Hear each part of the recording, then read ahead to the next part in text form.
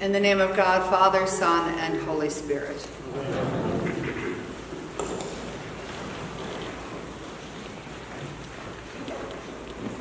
In today's gospel story, the disciples seem to have adopted the attitude of don't ask a question you don't want to know the answer to. All of a sudden, they're quiet. They seem to go back and forth, right, between being too quiet and being too talkative, and these poor guys don't seem to be able to hit it just right. Maybe they were afraid that Jesus would be angry with them for, again, misspeaking. Maybe they were afraid to get the wrong answer and be laughed at by their colleagues. That's certainly something, right? When you ask a question, you assume that you're the only person in the room that does not understand what whoever the talking head is saying.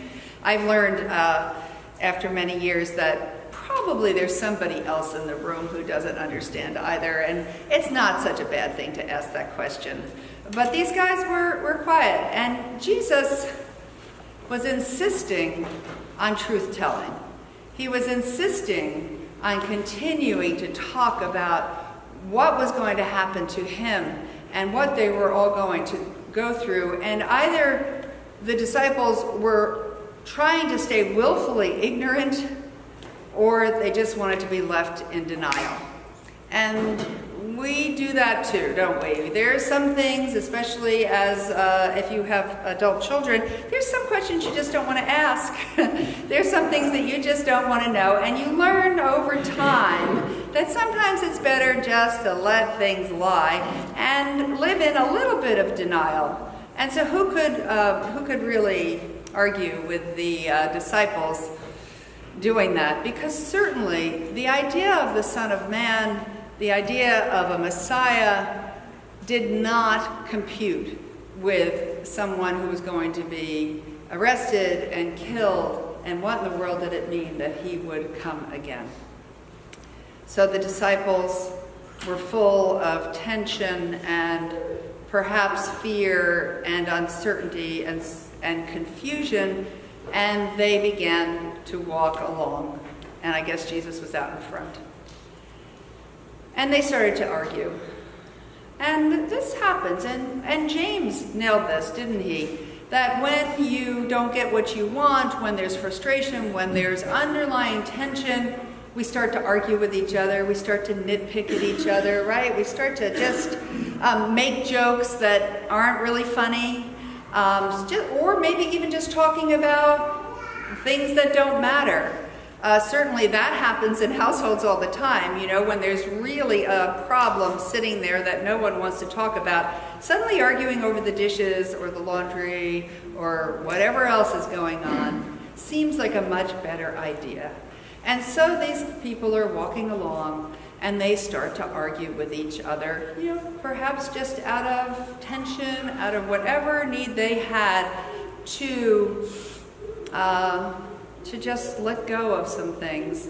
They start either joking or really arguing about who's better, and that happens. People do that all of the time. Unfortunately for these guys, they didn't have the Collect for Purity to recite, so they didn't know that to Almighty God, all hearts are open, all desires known, and no secrets are hid. Yeah. So Jesus knew exactly what they were talking about when they got back to the house. Once again, the truth teller, that annoying friend, that people have who doesn't let you get away with anything, says, hey, what was that all about? And he tells them about what it means to lead. Now, he talks about leading in a way that is very, very different from what they thought, because in their time, being the leader meant being powerful, meant having control over, and maybe even a little bit of control that was not always in a healthy way. And so for them to hear, once again, this idea of servant leadership, this idea of caring for those who are less than, those who have no power, and being a voice for them was a completely different idea, and probably another one that they wanted to be in a little bit of denial about. And so to show them, Jesus picks up a child. Now, I have a small footnote here. The footnote is, unless these guys were all single fathers, there had to be some women in the room. And we're told that he was traveling with his disciples because he didn't want anyone else to hear him, right? So where did this kid come from if their mom wasn't with them? So I have a feeling there were some women there traveling with Jesus. I'm just saying. And it's a whole way of reading the Bible. There is an interpretive way of reading the Bible that says who is not represented and why. And does it make sense that their story isn't there? And this is one of those spots where it really doesn't make sense that women aren't included. Because if there was a child there, there was a mother there, believe me. So, this child gets into Jesus' lap, and Jesus talks about how to care, and uses a child who had absolutely no power, absolutely worthless, actually, in that society. Children were just left on the road to die in the Greek and Roman civilizations. They had no value at all.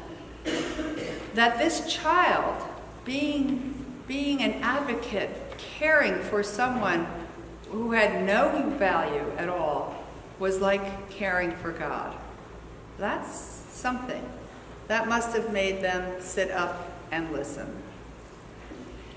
In our culture now, it's almost a cult of the child, I think.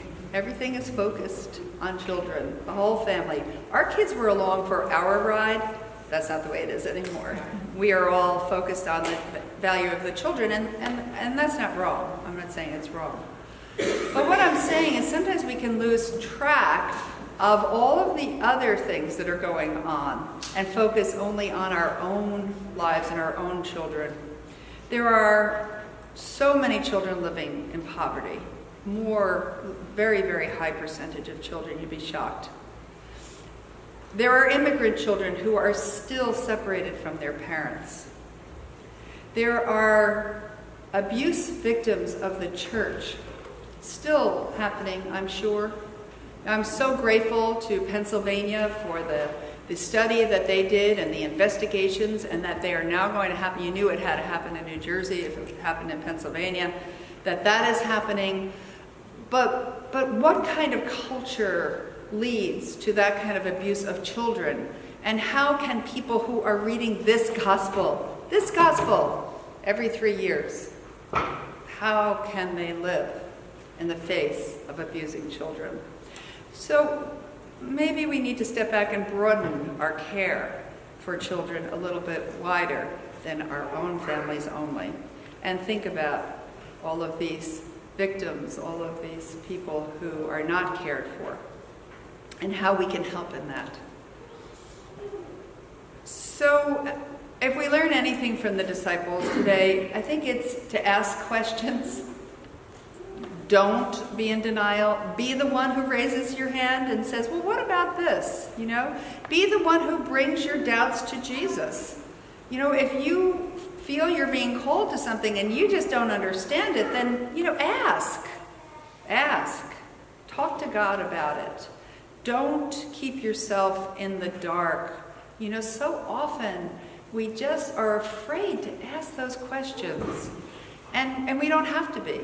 We don't have to be. I think we're all confused about who Jesus is, who he is, what he means to us. I don't care how old we are. We're still asking those questions. And they're appropriate questions because they mean we are growing and that we care. So don't just let things go. Bring them out. Talk about them. Talk about them with other Christians. That's the point of gathering in community, because we can talk with each other. We can learn with each other. We can change and grow and think about what it is that God is saying to us in our own lives. And then we care for others, especially those who can't care for themselves, those who need us to be their advocates, to speak a word of love and hope to those who don't have that. So ask those questions. Don't sit on your hands. Raise them up. Amen.